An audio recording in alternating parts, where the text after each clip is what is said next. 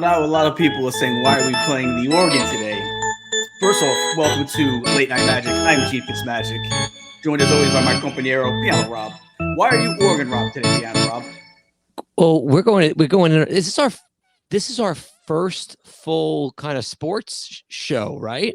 Yeah, we're going to talk a little sports with a sports creator, Yeah. Alex Day from Overtime. So I am excited because you know me, I'm always trying to bring sports into every conversation. We've had to yell at you so much because you want to talk, and we're like, no, this isn't the time. My mic has been cut at times because of it, but today we get to do it. But how's your day been, man? My day is good. It's a wonderfully warm and very muggy, humid Florida day.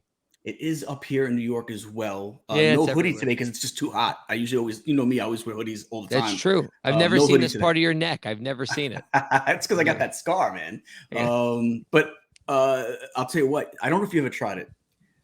I don't even know. I've never even seen it in Florida. I've seen it in New York a ton of times. I've never tried it, but I finally tried it for the first time. Have you ever had pizza where instead of marinara, they put vodka sauce? I've never. Oh yes, absolutely. With my goodness. The ricotta. Dude, I've tried it for the first time. Never had it before. I've even made vodka sauce pizza. Oh, see, I've never tasted it before. You know me, I'm a pizza connoisseur. I love all sorts of pizza, and I'm strict about it. A lot of that other stuff I don't consider pizza. Some of that stuff's flatbread. You put barbecue chicken on it, that's not pizza. It's flatbread. No. But I've even when I was in New York, I don't know if I'm trying to think if there's any restaurants down here. I can't think offhand, but I've made it down here myself. If I make a big vodka sauce, I'll save some sauce and do a pizza. I'll tell you what I'm dying to try is the place that shout out to Mousepiration Mike. He's doing a vlog for Reggiano's. Originally they're from New York. Now they have a space down in Central Florida. Did they open? I think it's Celebration. I think they just opened. I know he's doing a vlog on it. So shout out to him. They've been announcing they're going to open for months and they haven't. So I didn't even know that happened. That's awesome. I think they might have just opened, but you know what? He's got a vlog for the opening of it. So you guys got to go check him out. And I'm dying to try that when I get back to Florida, that is. Mm-hmm. But all right, man. So listen, try the vodka sauce with the ricotta. It's fantastic. Yeah, I slept on it for years. I slept on it for years. I like I said, I've always seen it. I just never tried it. Yeah, you're missing out. There's some good ones out there. Yeah, it's really good. So so I had that today. God bless New York. But all right. So guys, we have Alex Day in the house. Let's take a short commercial break. When we come back, we will be with Alex Day.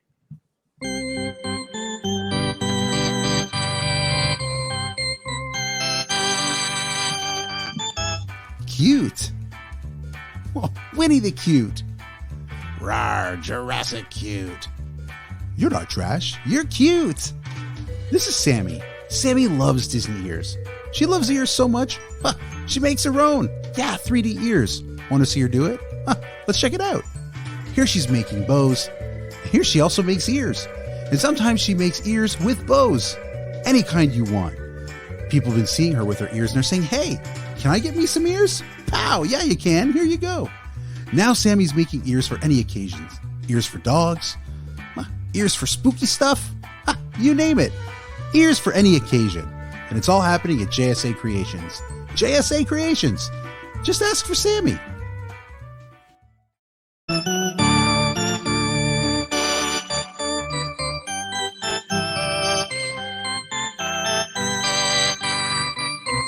I love it.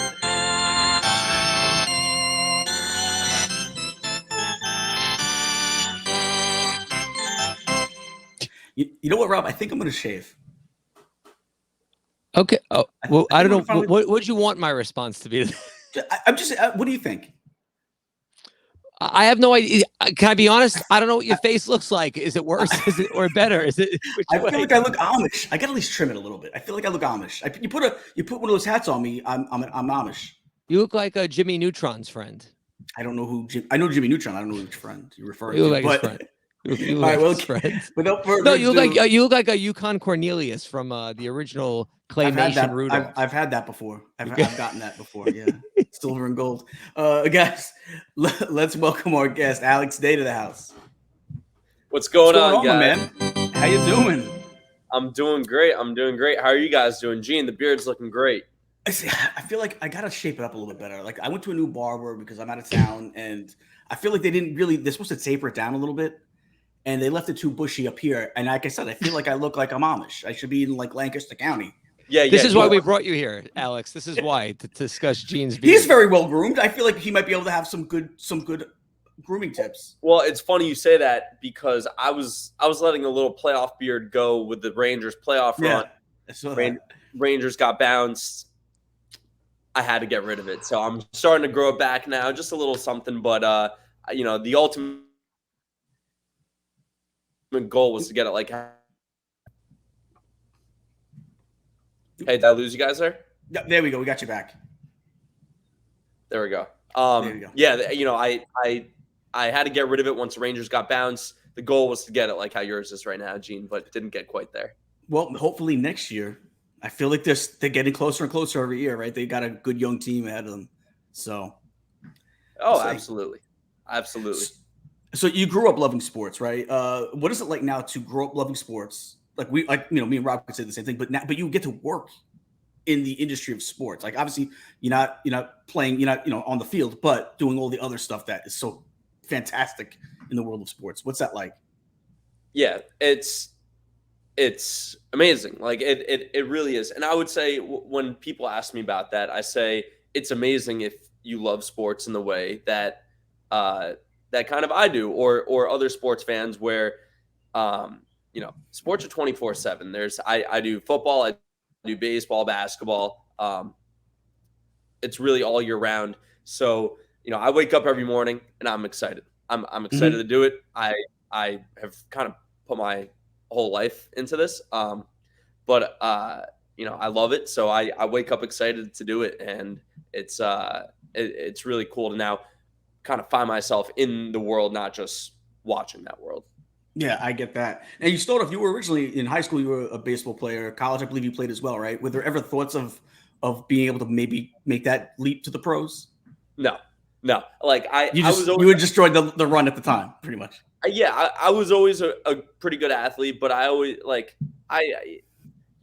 you're a kid, you want to think that you could go here or there, but and I thought I could be a college player, which I was, but then I knew after that it was probably going to be time that's where my career ended. I grew up loving SportsCenter. I grew up before I'd go to school, I would turn on ESPN and I would watch Scott Van Pelt or Chris Berman on Sunday nights. And yes, I looked up to athletes, but I also looked up to broadcasters in a weird kind of nerdy way. Yeah, no, I get that. I love Michael Kay. I mean, to me, Michael Kay is one of the best doing it right now. John Sterling on the radio side of it. Yep. So, I mean, we got a lot of good local ones. What was your sport growing up? Like, obviously you played baseball, but watching wise, what was your sport and what was your team? So I would say football, and I've always been a diehard Giants fan. Jesus Christ. But NFL in general, NFL. I mean, my dog was named Tiki after Tiki Barber growing up. I was and still am a huge Giants fan. And I would say also the New York Rangers, as I mentioned. Yeah, so man. Those were really the three. And as the story goes, I love to tell people. So I grew up a Yankees, Giants, Rangers fan, and all my friends were Mets, Jets, Islanders. And my dad wasn't really a huge basketball fan growing up, so I wasn't really either. And around maybe sixth grade, I was tired of being on the opposite side of these conversations with my friends at the lunch table growing up. Like every kid in New York experiences that because there's two teams in every sport. And they were Knicks fans. So I said, you know what? I was 10 or 11. And at the time I was a Lakers fan because Shaq was my favorite player. I was like, you know what? I think I'm going to become a Knicks fan with you guys. And that was the worst decision I ever made. So yeah, that's hard. That's heartache right there. There's been a lot of pain. At this point, it's been, 15, 20 years of being a huge Knicks fan. And that was a huge mistake I made. It's funny, Alex, when I moved to Florida from New York, I kind of feel like the Knicks were the one team I didn't take with me. I'm like, I'll see what the Magic can do. I guess it was the one team, but I'm with you with everything else. The Rangers are me, hockey all the way growing up. Yeah. I was such a diehard Knicks fan that ever since 2009, when what's his face LeBron spurned us and went to the Heat, and took his talents to South Beach. Of course. There's nothing LeBron James related allowed in my house. No sneakers, no nothing. You know, I can't stand LeBron I James. just sent you. I just sent you Space Jam: The New Legacy. It's coming from Amazon. It's on its way. I'm trashing it. Gene, I'll never watch that piece of garbage ever. You should have known better. I'm putting this on you. For me, it was one of those things where I wasn't going to, and it's still how I am with the Knicks. I'm not going to believe it until I see it. You know what? The Knicks do a great job of telling you who's going to come to the team, and then they never come to the team. Telling you. That's been Telling you. That's always been the problem. But you know what? When he's going to announce his team in the Knick fandom area, I think it was in Connecticut at the Boys and Girls Club. You're thinking it's got to be the Knicks. Like, why would you come here to announce another city? And yeah, he trolled us. He knew what he was doing. Oh, and he still is. Yeah, he's still exactly. So you actually you worked for the Yankees for a little bit. Let's hear about that experience. What was that like? How did that come about? How did you get the job with the Yankees? What did you do there? And what was the whole overall experience? Yeah, so it kind of begins a little bit earlier than that. When I was in college, I was in broadcast journalism school, and I really was doing a lot of stuff in front of the camera. I was doing reporting. I was hosting, anchoring. But then, as someone who was from New York, I had just spent 4+ years in North Carolina. I realized all those jobs are in like Middle America, which I love Middle America, but I had just spent 4 years in the South, and I kind of missed the Northeast. So I realized that my path. I realized my path was through production. I was good with the camera. I have always thought that I could think a little outside the box. And I actually worked for Duke for a year out of school. Duke athletics, Duke basketball, Duke football, Duke baseball, Duke field hockey, Duke volleyball, like just from one sport to the next, all production. And I was there for a little bit less than a year. One of my friends was applying for a job with the Yankees, not in production, something in like analytics. I was helping him with his cover letter. I saw that there was a job posting for something in production. I applied and realized, this is my ticket to get back to New York. Right? Like I miss New York. I grew up a diehard Yankees fan. I played baseball in college. Like I don't know anyone there, but I'm gonna find myself there. I just hounded them. Got an interview and got hired by the Yanks. I was 22. I was the youngest person.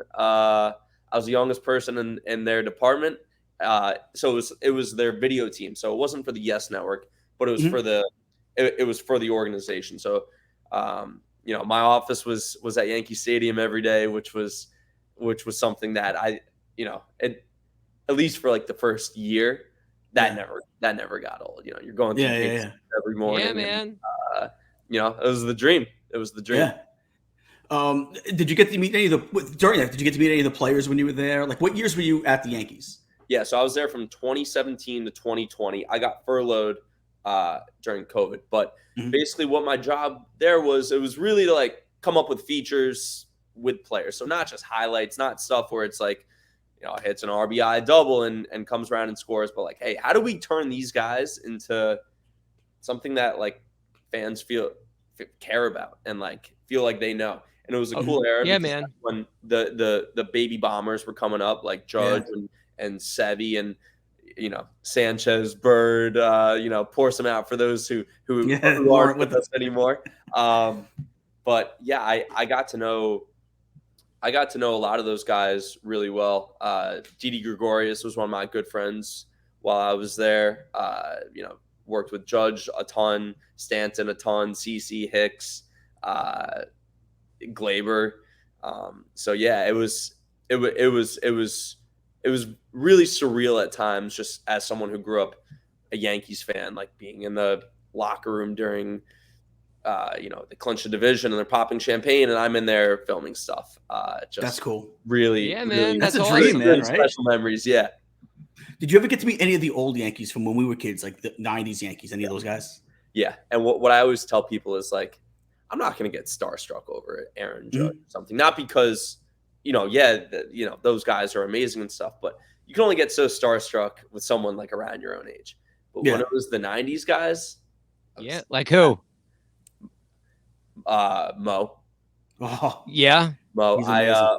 I would say like probably the highlight of my time working there was I was one of two people covering Mo during his Hall of Fame induction, and I got to interview Mo in Cooperstown that weekend. That's pretty cool. It was Mo, first Mo, and then Moose, and Mike Mussina for who aren't as big of baseball watching. But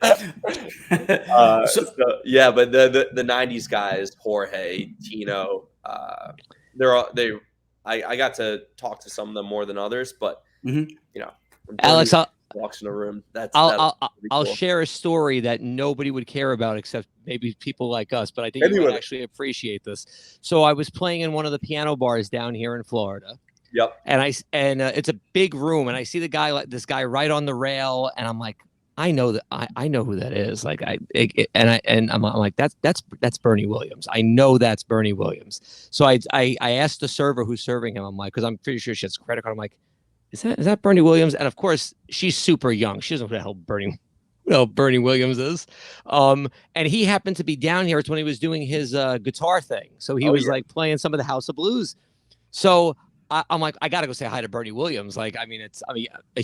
It's Bernie freaking Williams. So I get within maybe about 20 feet of him. He's already turned into me, and he's like, you guys are fantastic. I'm like, you're fantastic, Bernie Williams. Like, you're Bernie Williams. I asked him if he wanted to come jam with us. And he's like, no, I've been drinking. Like, he was too nervous to come play with us because, like, that's not his thing. And I'm like, one of my highlights of playing music was I got to meet him with random one night. I love that. I love that. Great guitar player.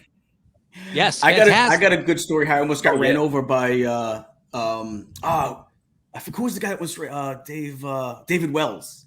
David Wells almost ran us over in 1998, the year we won. Remember that year we broke the record for most wins at that year. Of course, it was Mariners later on. But I went to 5 games that year. We lost every single game I went to was a game that we lost. I didn't get to go to one winning game that year. That's telling you something, Gene. I know, right? So me and my wife were walking through she's my girlfriend at the time. We just started dating. We're walking around Yankee Stadium, and all of a sudden, this Lincoln Navigator comes, black Lincoln Navigator, literally had to slam its brakes as we're crossing the thing, and he almost ran us over. The cop standing right there yelled at me to get out of the way. He was like, "Hey, David, how you doing?" and waved David through. But David Wills almost ran me and my wife over. That is the least surprising story. Least surprising. I know. He was probably hungover. But hey, did you know anyone that ever received one of Derek Jeter's infamous morning after gift baskets? No, I do not. And here's the funny have you ever received one? I have not. I would love to get one. Absolutely. So I anytime that's mentioned, I have a funny comment about that. In that it's not confirmed if it's true or not. Maybe it is, maybe it isn't. I don't think it would be surprising either way if it was true or wasn't true. It's class act if it is. But if you were to change the name, and if you were to say, hey, every time A-Rod had a girl stay over, that's what he did, all of a sudden it becomes the most believable story. All of a sudden it goes from like, it is. 50, maybe it's true, maybe it's not, maybe it happened once or twice, to A-Rod definitely was giving these girls baskets of baseballs and memorabilia and signed photos of himself shirtless and yada yada in Central Park. It's funny how quickly that narrative became. The narrative not only changes in that way. When it's Derek Jeter, everyone's like, "Oh, that's a funny story." If it was ever A-Rod, they'd be like, "What an a-hole!" Because this guy is so consumed with himself. Right? Centaur picture of him as a horse. Hey, listen, that's anything in life. We can all deliver things differently, and that's how it goes. That's it.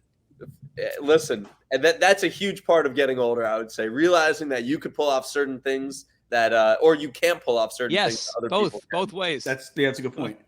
So all right, so when you were at the Yankees, who would you say was your biggest I guess your biggest supporter there? Was it anybody in the front office? Was there any of the players that were really crucial to your development over there?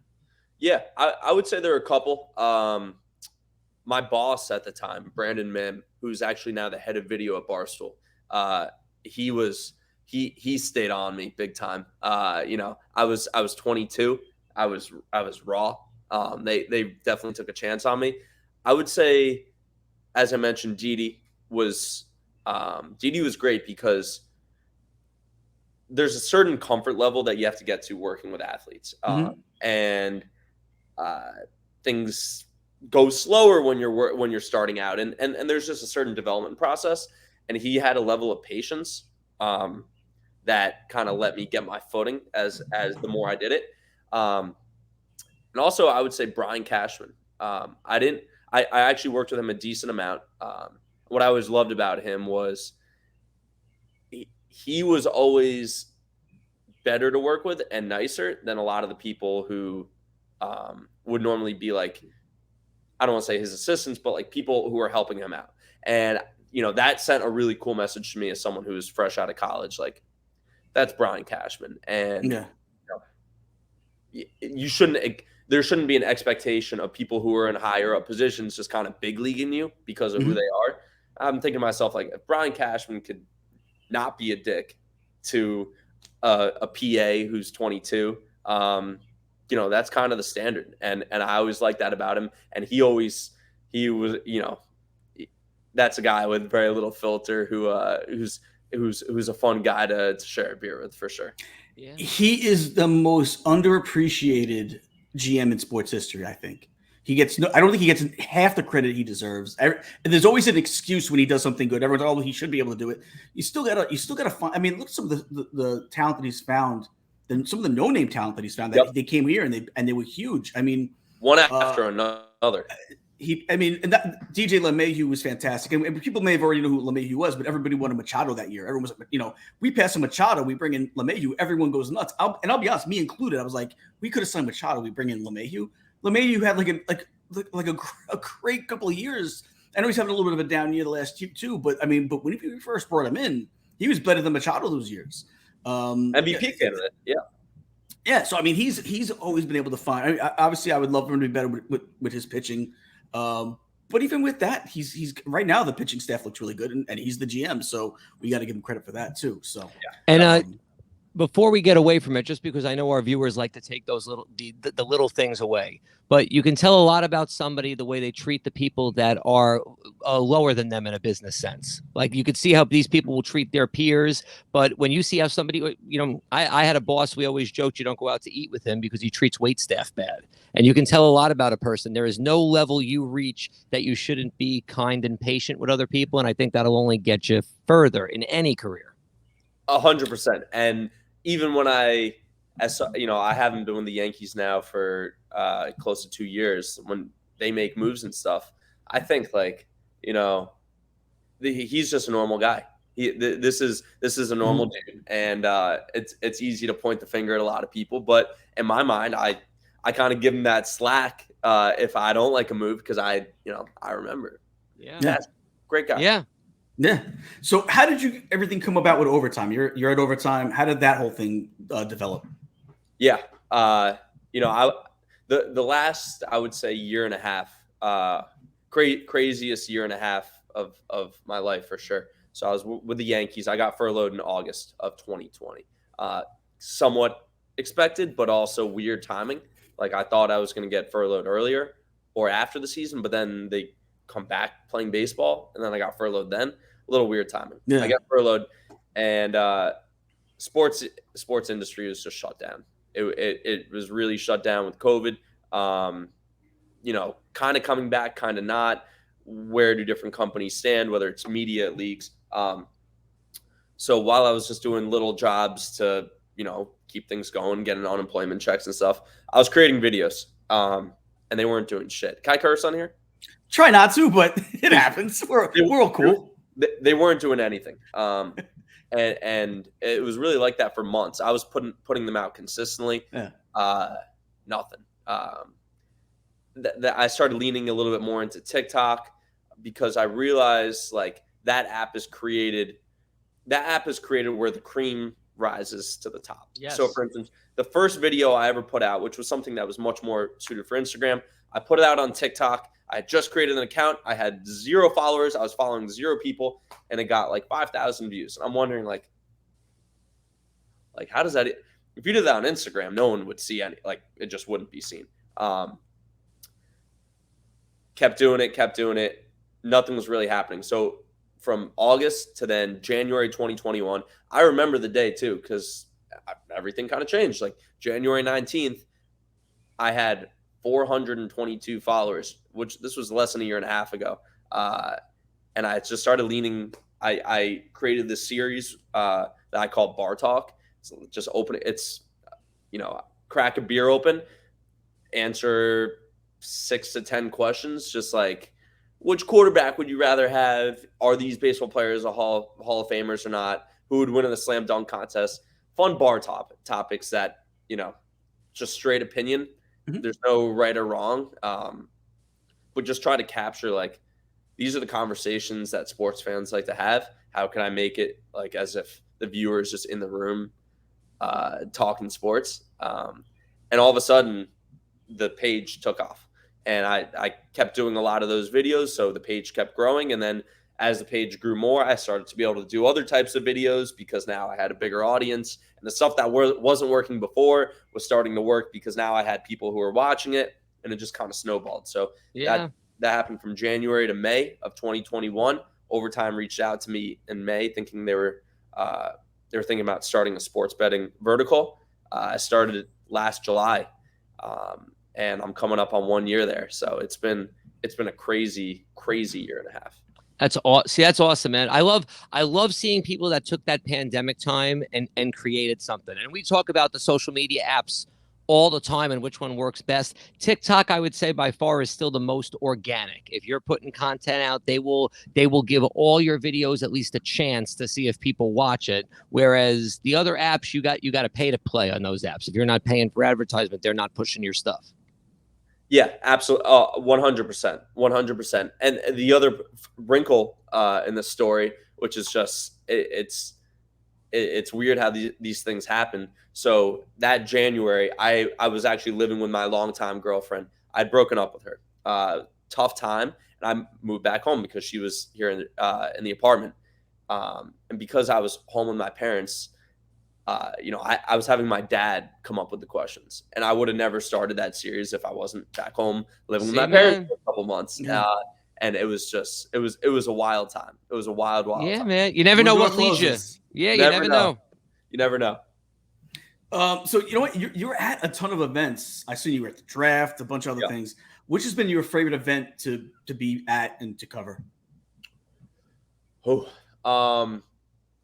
I mean, first of all, I'll say, like, I'm so fortunate with how much stuff I get to go to. It definitely helps being in New York, where stuff is, so much is happening in New York. Yeah. I would say the NFL draft. The NFL draft was be cool. Was really cool. And a lot of the March Madness stuff too, because really for a couple weeks there, from like the conference tournaments to maybe like the Final Four, those couple weeks is just nonstop basketball. It's just basketball every single day. You wake up and it's basketball at 11 a.m. and basketball. You could miss work on a Wednesday and watch 4 basketball games. The first round of the Big East tournament at MSG for like $20. Great deal, man. So I would say those couple weeks for March Madness were really fun. It's funny you say, because the draft is my favorite football day. Yep. I love the draft even better than the Super Bowl, probably because I'm a Jet fan and I've yet to see them in a Super Bowl. So that's probably a good reason why. Of course. To me, it's just another two obnoxious group of people playing on a Sunday. Hey, Gene, is that because the draft is usually the only time the Jets could be number one? Hit it, Rob. Hit it, Rob.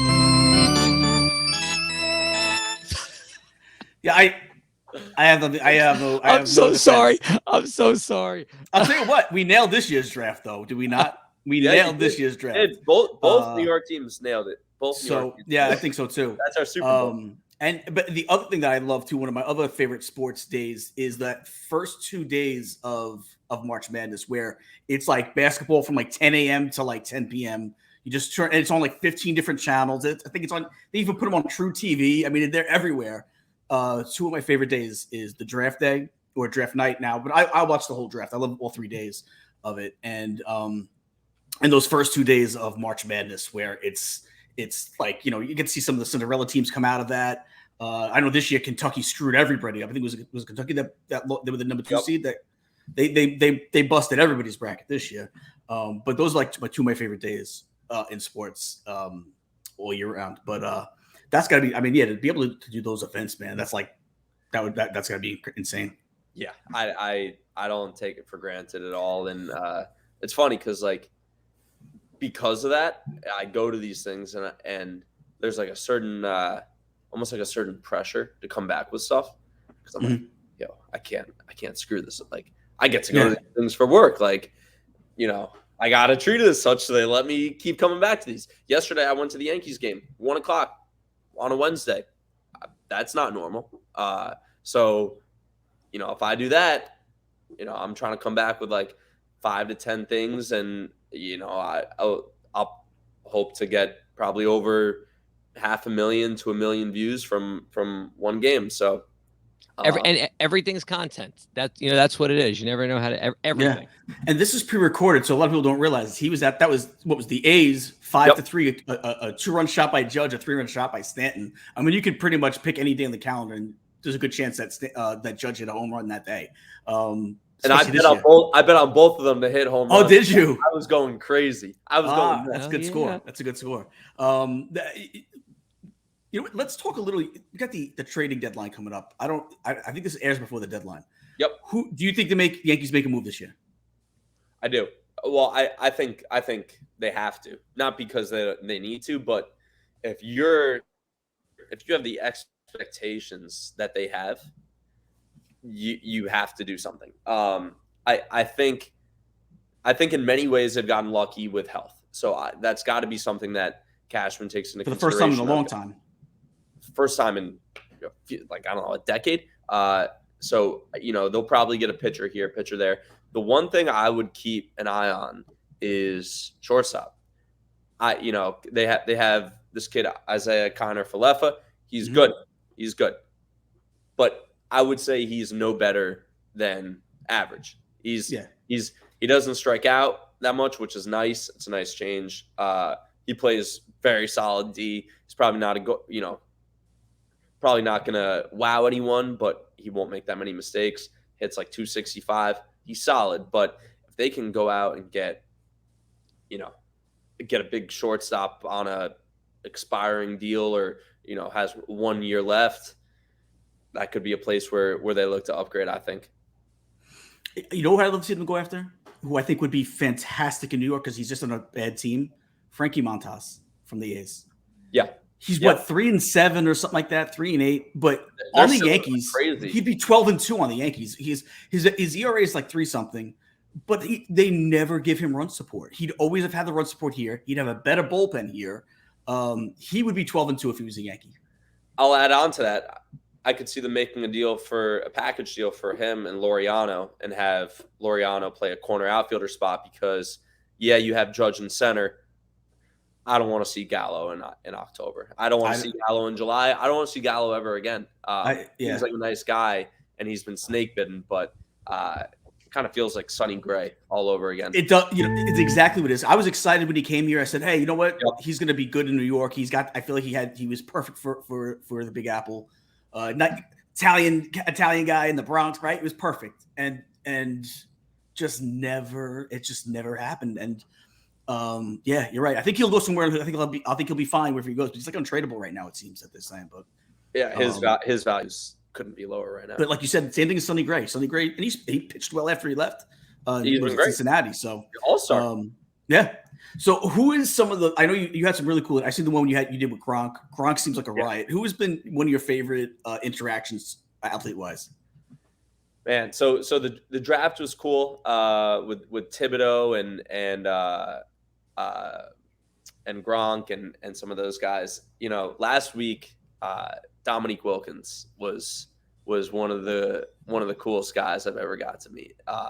And it was at this dinner that I had no business being at, but I got to talk to him for a while because we all sit down for this dinner. It's a room of 20 people. And he sat down next to me. So all of a sudden, from the time we sat down to got our food, I pretty much just talked to him for 30, 40 minutes. And And that was pretty unbelievable. That happened last week. I got out of there, like called my dad, like, you would not believe the night I just had dinner next to Dominique Wilkins. So I would say that's up. That was definitely one of the best ones for sure. It's cool, man. Now with the Gronk interview, is Gronk as wild off camera as he is on camera? Like, because it almost seems impossible for someone to be that nuts. So a little background on it. It was during the draft, and the day before the interview, he had that famous party he has, Gronk Beach. He does it every draft, wherever the draft is. He just throws this banger of a pool party in whatever city. I was there, and I watched him he was basically doing the worm on stage for 6 hours straight. Like, he was an absolute maniac. Dancing the whole time. Travis Kelce then started dancing on stage too. Edelman. That was a really fun time. So the next day was when I interviewed him, and we were both pretty banged up. We were definitely both pretty banged up after that. So it was kind of unfortunate that I got him so like subdued and hungover. But yeah, he's got a motor. That's funny, man. I feel like there's nobody that enjoys life quite as much as Rob Gronkowski. It's like a golden retriever puppy, just kind of like going through life. Everything's fun. Everything's a good time. A lot to take from that, man. I mean, he's probably. I wonder. He must have a lot of little life gifts without even realizing it. I feel like just spewing them out and how to enjoy yourself. Yeah.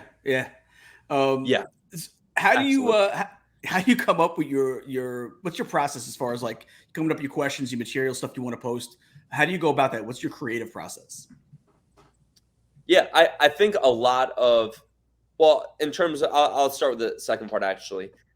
There's a lot of people who feel like the only stuff they want to put out is stuff they know is going to do well and stuff that they want to be selective. And that's never been the way I do it. The way I do it is kind of quantity. I definitely have a certain bar that I like a expectation for people who follow that they can expect this certain quality. But I've always felt like I want to get as much out as possible. I want people to be able to watch what I'm doing every single day. And that, I've felt that's the best way to kind of create a presence, and it's worked because yes, not everything crushes, and it's weird when like all these videos are getting these thousands of views, and then there are some that are just fall on their face. But that's part of it because a lot of times you don't know what's going to do well, and sometimes it's getting weird and throwing stuff against a wall and seeing what sticks. Sometimes it's just the wrong time to put it out. Like you could put the same thing out an hour later and it just would have hit the right market at that time. It's a gamble, but quantity, I hate to say quantity is better than quality, but especially in the TikTok world, it really is. That's kind of the way that algorithm works. You can't be too picky with yourself. Yeah. Yes. And it's like what Jordan always said: you miss you don't make the shots you don't take, or whatever. Like you gotta shoot the ball to score. So you might as well throw them all up there, Yeah, definitely. And then going off that, I always felt like for me, my creative process is like a muscle. And I need to work it out every day. And I feel like the more stuff I'm doing, the better it is. And like stuff just comes to me. Like, I all of a sudden this week I wrote a parody song about sports betting to the tune of Santeria by Sublime. Yeah, I don't know why. I don't practice. Yeah, I don't practice Santeria, but I'll put it out this week. So if I take a couple of days off, all of a sudden I feel like, on the one hand, people aren't. I have this certain expectation that I'm putting stuff out every day. And then I feel like I'm not putting out something that is as good because I haven't been doing it as consistently and I haven't been working out that muscle. Yeah, man. I get that. That's good. It is because like you said, it's like going to the gym. You got to keep it fresh. So if you don't do it, it's going to fade, whatever that muscle is. And people like the realness. They like to follow people on these sites because I feel like whatever their life is, they're working from home, they're doing whatever. They want to find somebody they latch on to and relate to, and gives them whatever it is, a little bit of knowledge, a little bit of humor. Like, it's different for everybody. So if you want to be that person and have the ability on social media to be that person, you can become very successful like yourself. Yeah, I think that's absolutely true. I think what I've also done is, like, I position myself where, like, it's never really been about me in a way. Like it's always been about the sports content. You know, like, I post very little of stuff on my personal life. It's like, if you're following me, this is what you come to expect. It's sports. It's a lot of New York sports at times, because that's just who I am. So I'm gonna just where you are, stuff and it's brand consistency. Then exactly, people know what they're going there for.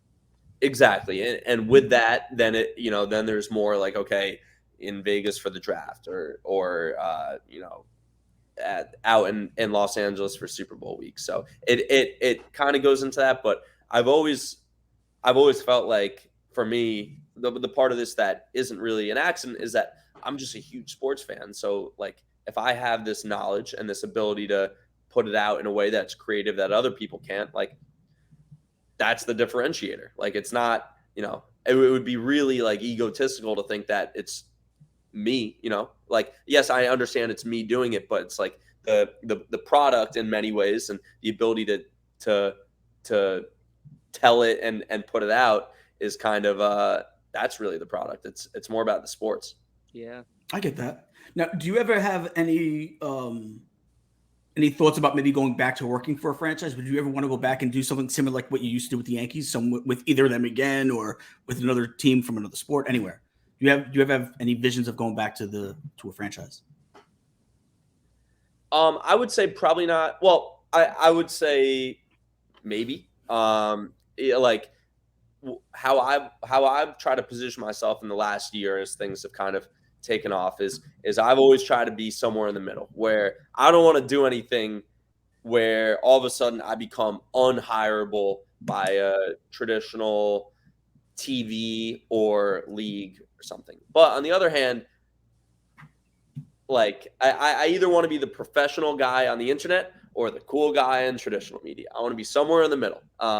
So would I be interested later in doing something with a team or television? Yeah, I mean, absolutely. But I also know that, I'm reaching way more people now than probably a lot of those people are. Yeah. In those positions. Definitely. So I have two questions for you that are like either ors. Yeah. And since we're talking some sports, I think this is the opportunity. So the New York Yankees, which team is better, 1998, 2022? I've got to say 98, because I think, like, and similar to the Rangers, these are strict for New York sports fans here, so sorry for this comparison. The whole year with the Rangers, I was worried that they might not be able to score if they weren't on a power play. That was kind of like in the back of my head the whole time. All of a sudden, at the end of the year, couldn't really score on 5-on-5. Yeah. I have this little concern that, hey, what if they just face a great pitcher and they turn into like the 2018, 2019 Yankees, where they're striking out a dozen times a game? The strikeouts are like a lingering fear of mine. Yeah, it's like PTSD. I know. It is. Like, what if Stanton comes up with the bases loaded and chases a 1-2 slider that we've seen him do a million times? Like, I'm still not fully sold on like their strikeout rate so far. So I'll say 98. You don't know who's going to make it to the end until they make it to the end. I mean, I know, like, the hockey playoffs just finished. I thought Tampa was going to put up much more of a fight against Colorado, maybe even win it. Colorado. I thought they were going to. The goaltending on Colorado seemed to be a concern, but then it really wasn't. It didn't matter at the end. So it's like, I guess, that's the big difference. If they go all the way, maybe we have this conversation at the end and be like, yeah, this team, maybe they can go against 90. But until they prove they can do it, we're not there. We're not there yet. There's too much baseball left. Yeah. Right. So also, Mike Francesa or Mad Dog? Who do you got? Francesa. You're a fan of the sports folk. He's a love him or hate him kind of guy, I feel. What's funny is, like, in many ways, I grew up on New York sports radio, but I also don't have this attachment to it that other New Yorkers do. Just because it always felt like those two guys in particular, they would yell and scream about nothing. Like literally nonsense. That's my memories driving back to Staten Island or something after being at the city, and they're just yelling at each other. But that was soothing to us because that's what we grew up on. There's nothing better than when something happens, turning on the radio and hearing those guys, or hearing New York sports radio, like after a Giants loss or after, whatever Mets PR issue comes up, or when something happens, I go to the radio. But like if it's today, for instance, I don't really have a reason to turn it on, but maybe after the Knicks give Jalen Brunson like $120 million, maybe I'll turn it on to hear, Joey from Queens just scream at Evan and what's his name? Carton right now. Yeah, it's Carton. Like I like to go to it for after something happens. Yeah. You don't want the Brunson deal? I like Brunson. It's a salary cap league, so if you're gonna give someone like that much money, they better move the needle. And I don't think he moves the needle. Mm-hmm. He didn't to me until the playoffs. When the playoffs came, and like even now, you have a lot of people saying, "Oh well, you know what? He can't come. He won't have Luka if he comes here, and he's better when he. It's easier to be good when you have Luka." But people forget during the playoff run they had, he was playing. Luka was hurt, and he was putting up 40 points, 30 points. He played well when Luka wasn't playing. So I think he'll be okay. I don't listen. Is he going to be? Is he a top 3 point guard? No, he's maybe top 10, 5 to 10 range. I think he's going to be good. And I like some of the other moves they're talking about doing. They're talking about bringing in maybe Mo Bamba. They might be bringing in. I guess that's a talk, but we'll see. We'll see. I mean, it's the Knicks. They're going to hurt us somehow, right? I still don't even know if Brunson's really going to put pen to paper. Until they put pen to paper, you never know, because they promise you everybody every year, and it doesn't happen. But exactly. Aaron Judge, is he the captain officially? They going to put that C on his chest after he resigns? After he resigns, yes. Like right next, you think 2023 opening day, he's going to have the C?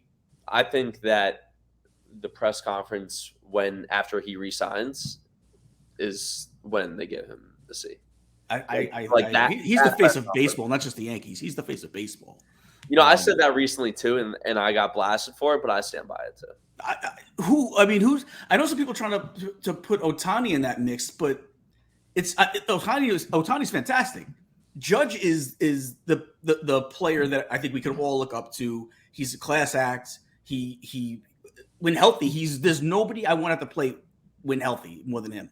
They need to get Ohtani and Trout off the Angels before we talk about either of them being the fit. Like, I don't want to hear that Mike Trout's. Yes, he might put up some of the best numbers, but Mike Trout's never won a playoff series. Mike Trout, I can't think of one clutch hit Mike Trout has had. Yep. I know it's you can't put that on him, but he also chose to stay there, and part of how you get judged is what you do in big spots, not just games in May, June, July. So yeah, I completely agree with you. I'd hate to be an Angels fan. I mean, they spend a ton of money every year, and they never really seem to compete. They got Rendon paying him a ton of money, Ohtani a ton of money. They got to pay him again. And like you said, Trout, Mickey Mouse franchise. Exactly. Literally. So all right, so we're gonna go into the lightning lane. We're gonna ask you some back-to-back rapid fire questions. First thing that comes to your mind. We're gonna ask 10, so we'll go back and forth 5 apiece. Yeah. Let's do it.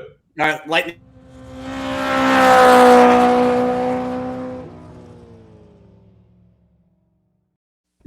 What a graphic, right? Love that. Are you guys in overtime working with graphics like that?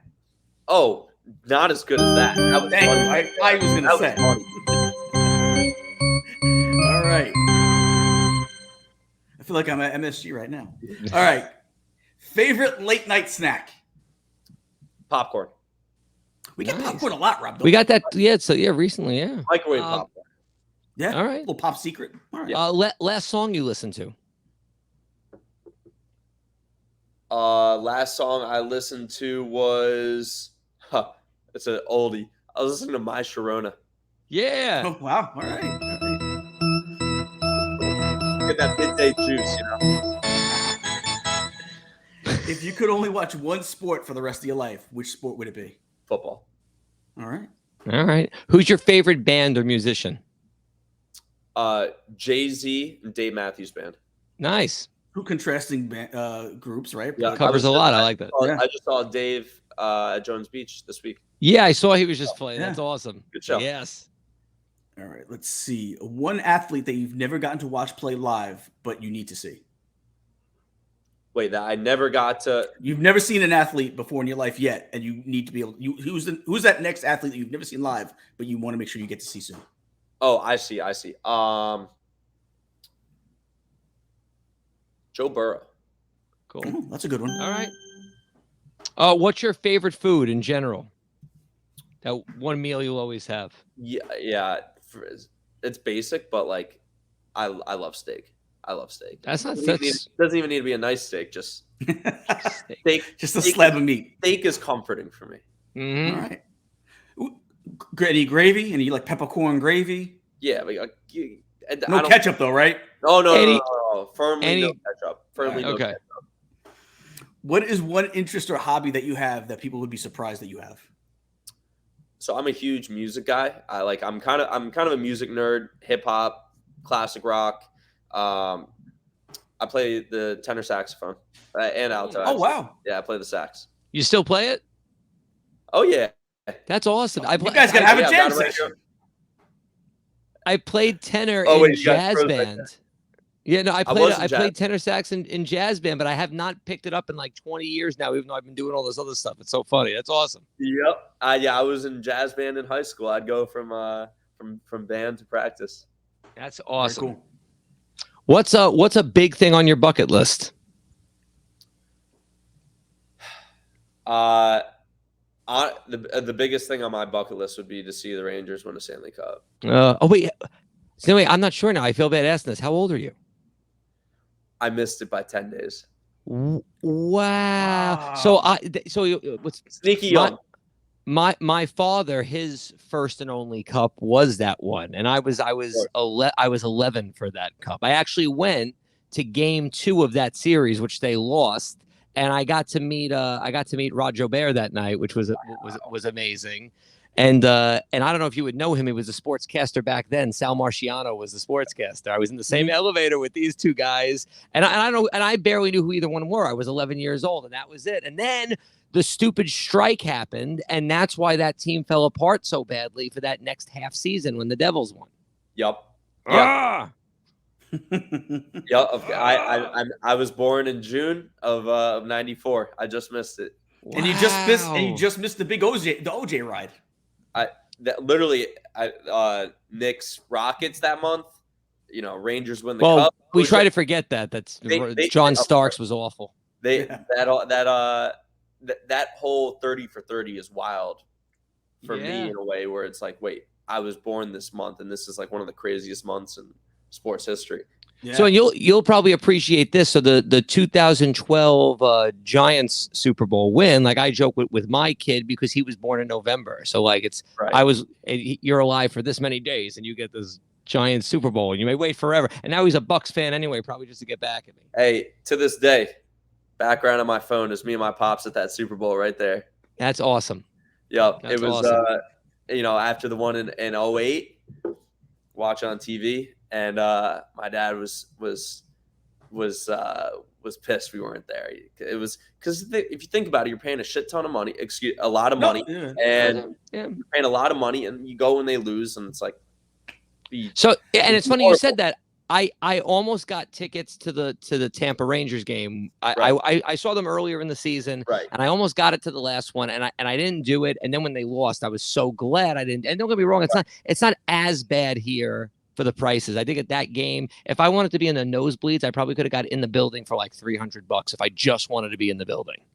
Yeah, it's crazy. It's crazy. But I would say like after the 08, 07, 08 Giants Super Bowl, my dad was like, man, if they make it back, like I gotta find a way. I gotta be honest. I'm a Jet fan, and I rooted for the Patriots both those Super Bowls, and I'll tell you why. I'm gonna tell you why, because everyone's like, how could a Jet fan root for the Patriots? Let me tell you why. Because I don't live near Patriot fans, but I live near Giant fans. And whenever the Jets are somewhat have a good run, like when we made the AFC Championship games those couple of years, all the Giant fans would still like knock the Jets. They still rooted for the other team. They had nothing nice to say. Good Rex Ryan. But I rooted for the Giants at times, and now it's like my chance to root for them in a big game. And I'm like, you know what? I don't want to hear Giants fans' mouths when the Giants win another Super Bowl. So I'm rooting for the Patriots. I don't know any Patriot fans that are going to crush me. I'm only going to know Giant fans that are going to crush me if they win. So I rooted for the Patriots, and unfortunately, maybe that's why they lost. Yeah, maybe you're it's my jinx, fault. Because please vote against all my favorite teams forever. Just always want something else. Rangers. When the Eagles played the Pats, I rooted hard for the Pats. Yeah, well, I got to understand.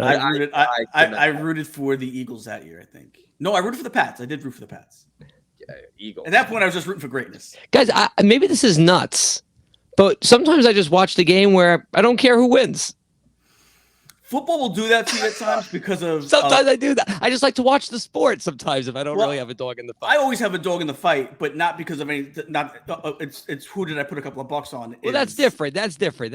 That'll be like all of a sudden I find myself dying to see a Chicago Bear win because See, Alec, this is totally out of the realm of for our normal interviews too, which is funny. But like here, it's like if my team loses, I go to Disney World the next day and I get a couple of drinks and I go on a ride. Like it's not that bad. I didn't coach them. It wasn't my fault at the end of the day. So I try to. That's what I try. But Gene will throw plates. I feel if his team loses on a big. Yes. More than the president. Yeah. You'll throw plates too, probably. I'm pretty aggressive. I've broken countless remotes to my TVs. I've had about 1 million remotes to my TVs because the remotes is always the first thing to go. It's not worth it, man. It's not worth it. Don't make the team cost you money. The Jets and coming home from the Jet games. That's the difference between being a Jets fan and a Giants fan. I'm not throwing things over here. But, you don't have that much reason to. As a Jet fan, I remember coming home from the Jet games. We used to have season tickets, and it would be the most because let's face it, the Jets lost a lot. There would always be a silent ride home most times because it was after a loss. I remember being in the building after the 1 year we were supposed to win the Super Bowl. Opening day, Vinny Testaverde tears his Achilles walking to the huddle. Not even during a play. I remember that. Walking to the huddle. Not that enough. Yeah, we were supposed to win the Super Bowl that year. That was the year. Yeah. Colorblind Vinny. Now you know what's funny? Back then, I think I would be more upset. At this age now, I'm like, I sprained my ankle walking to the bathroom sometimes, so I kind of get it. Like stuff happens. Like right. There's just the living injuries. You go to bed, you wake up, you can't. Yeah. What? 10-day DL with a neck. My neck hurts every day, and I don't have any Super Bowl rings. I don't understand. Like how that. Was it 1 year David Cohn missed some games during the playoff run because a dog bit his finger? Yep. There was something like this. Yeah. Right? Like don't pet the dog, David, please. Sammy Sosa sneezed and threw out his back, of course. I remember that. I remember that. All right. Weirdest thing during an interview with an athlete, weirdest thing that you ever heard or was ever said. What's something that sticks at your mind, like something funny? So I was just out in Vegas. Overtime put on this event called OT7. It's a new 7-on-7 football league. It was very successful. It was a good time. Some of those kids were saying, and these are all 4 or 5 star recruits. They're about to go to the biggest college football schools. This one kid who he's going to Oregon next year, stud wide receiver, doesn't watch sports. Doesn't watch sports at all. Like, who's your NFL player comparison? I don't know. I don't watch football. And he just loves watching fishing videos. Just watches it online. Will look up how to catch different fish. If he's going to Florida for a tournament, he'll look up best places to catch fish in Tampa. this guy just didn't watch. I saw your video of that on your Instagram. So yeah, if anyone wants to see that interview, go check it out because it is hysterical. I was curious if that would be the one. Listen, that's the kind of receiver I want my team to draft because he's not going to get any trouble. At first, you can't tell. Did we lose you? Hey, sorry, my Wi-Fi looks like it's going a little bit in and out there. Yeah, it happens. It happens. No worries. Happens. Yeah, at first you couldn't tell if he was kidding or not, and then it was like, wait, this guy does not watch any sports. I feel like that's got to hurt you at some point. You got to learn from other people who play your position in any sport. I would think it's got to at some point that's got to be a bad thing. Also, I feel like there's certain like awareness, like game situational awareness that helps football. Like I could, I feel like I would have a better sense of football by how much football I watch, but yeah man. Yeah. All right. Maybe you also don't get those bad habits by watching some other people that might be sloppy. that's the other part, but still at some point to better yourself. Yeah. Listen, I just can't not watch sports, so I don't get it from jump, but yeah, that's all I'm saying. But all right. I'm really curious about this one. Your favorite sports movie? Miracle. Really? Yeah, man. That's a good one. Miracle. I'm trying to think like what's in second because for me, Miracle is like Miracles. I always joke Sandlot. Disney. Sandlot's good. Disney does sports movies very well. I know it's about an eagle, but I loved Invincible with Mark Wahlberg. Yeah, what a great movie. That was the next one I was going to say. Yeah, Invincible's great. What about Bull Durham? Bull Durham to me is fantastic. Yeah, you like the old stuff. He's young, Gene. He's young. He missed the Rangers Cup by 10 days. So I rewatched Bull Durham during COVID because I liked Bull Durham a lot growing up. Bull Durham to me did not stand the test of time like other old sports movies. It did. I watched that's it fair. and I was like, this is not as good as I remembered. Like I think like Bull Durham. I used to live in Durham, so like there was Bull Durham stuff everywhere, and like yeah. I kind of wish I didn't rewatch it. Field of Dreams. I love Field of Dreams. Another good one. I like the Mighty Ducks movies still. Major League movies are still big with me. I watch those. Little Giants. I'll tell you a good one. We talked about it recently. Hustle. If you haven't seen Hustle yet on Netflix, I'm gonna watch it. Sandler. Fantastic movie. Really good. Not your typical Adam Sandler movie. It's not a comedy, really. Right. It's more of a drama.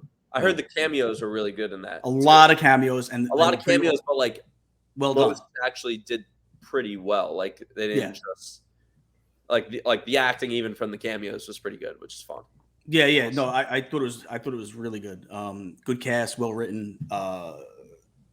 Some people you watch, you're like, I hate Ben Foster's character. You hate Ben Foster's character, but definitely worth a watch. All right, so 2 bonus questions before we get out of here. Best advice you've ever received, and who gave it to you? I would say the best advice, and this goes back to Yankee stuff, and there's a story attached to it.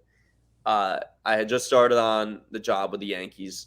I'm 22. They have this thing called Hope Week. It's their charity week where they go do stuff with different organizations. Second day of Hope Week, a bunch of guys are going to the Bronx Zoo. And we were going to mic up Dylan Betances, show him interacting with these kids at the Bronx Zoo. Before we go, one of my bosses talked to Dylan. Hey, Alex here is going to mic you up. Is that good? Yeah, sure. Just have him find me when we get there. And we're there. I go up to it was a pretty intimidating group. It was Betances, Chapman, Didi, who I was not like tight with at the time because I just started, and Starlin Castro. This was 2017, and I kind of went up a little bit sheepishly, a little bit intimidated by this group. And I was like, hey, Dylan, is this a good time to mic you up? And he just goes, no. I just stand there like this, like, I thought you said that it was fine. No. and the rest of them start laughing, and I'm just standing there like wow, I'm getting like hazed right now. And Dylan eventually goes, okay, fine, we'll do it. And a couple months later, actually like a year later, I asked Didi, I was like, hey, remember last year when I went up to Dylan and there was that whole thing at the Bronx Zoo? Like, what the hell was that about? Like, that was a horrible moment. Like, I was just so embarrassed. And he was like, hey, they could smell blood. Whatever you do, you have to do it with confidence. And there it is. I think a lot of, especially in the entertainment, like dealing with, I get to deal with a lot of athletes, find myself in places that I could have never really pictured myself. And if you have to act like you belong, even if you feel like shit. Yeah, this is wild. Like, I didn't think I'd be interviewing this person or here doing this, whatever. You gotta fake it till you make it. Yeah. But whatever you do it with confidence. And they smelled blood, and they had a good time with me about it. That's great. That's great. Yeah, man. I thought it was a good story too. Yeah, It is. I think That's... makes it funny too. Is it stuck with you for the whole year that you're like finally like, you know what, I gotta know, bro. Like, what was that about? Like, it stuck with you that long. I was like, what? Like, wow, that was embarrassing. That was really embarrassing. But how did your relationship with Dylan go along after that? Were you guys fine? He was a good guy. Good guy. All right. Good guy. Even though he became a Met later on, and we won't talk about that. And then like disappeared too. Well, I see Benuelos came back to the Yankees. Killer Bees, they used to call him, right? Right. Of course. Yeah, no, he was a good guy. I didn't work with him that much after. But yeah, just a one of those like welcome to the show type of stories. Nice. So what do you got coming up next? Anything cool? So what's next is I would say in many ways, and this has kind of been tough. Like, I've been really nonstop, especially from like the start, from really when I started at Overtime last year. You know, then it was football, then it was college basketball, and then NBA, and then NHL. So right now, like, is the first time really in a year where I have, like, I don't want to say taking my foot off the gas, but like, because I'm still doing a ton, but like not quite as consumed. So I think the next couple weeks I'm going to try to come back down to a slightly normal pace. Okay. And then I'm trying to line up some things for training camp and come, late July, August, potentially some MLB All-Star Game stuff. So I'm talking to them about that right now, but cool. That would be fun. Where is the All-Star Game this year? I forget. Is it in LA? Oh, it's in LA this year. Okay. It's in LA. Dodgers or Angels? Who's hosting? Dodgers. Okay. Yeah. Very cool. Yeah. So that's what's on the docket. Cool, man. So guys, please go check them out. We're gonna drop the links in the chat. Very, very funny on Instagram. If you like sports and you like that cool comedy, sense of humor, this is the place to go. Go check it out. Alex, thank you so much for joining us today, man. We really appreciate it. Ton of fun with you guys. Thanks for having me on. This was a great time. Thank you, man. Guys, we're gonna take a short commercial break. When we come back, we'll wrap it up. Later, buddy. See you guys.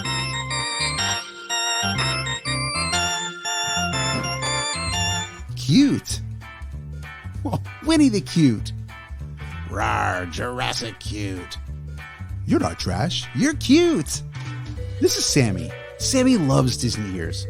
She loves ears so much, she makes her own. Yeah, 3D ears. Want to see her do it? Let's check it out. Here she's making bows. Here she also makes ears. And sometimes she makes ears with bows. Any kind you want. People have been seeing her with her ears and they're saying, hey, can I get me some ears? Pow, yeah, you can. Here you go. Now Sammy's making ears for any occasions. Ears for dogs. Ears for spooky stuff. You name it. Ears for any occasion. And it's all happening at JSA Creations. JSA Creations. Just ask for Sammy.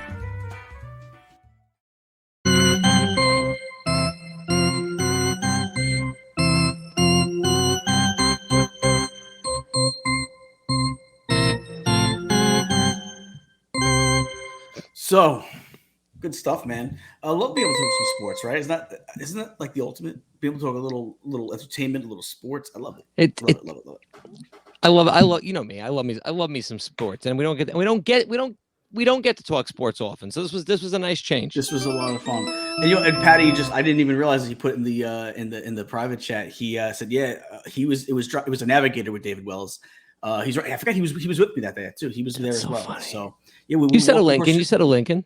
So but yeah, we were walking across the street, all of a sudden screeching to a halt, almost ran us over. And the cop was like, "Go on, go through it. Go through, David."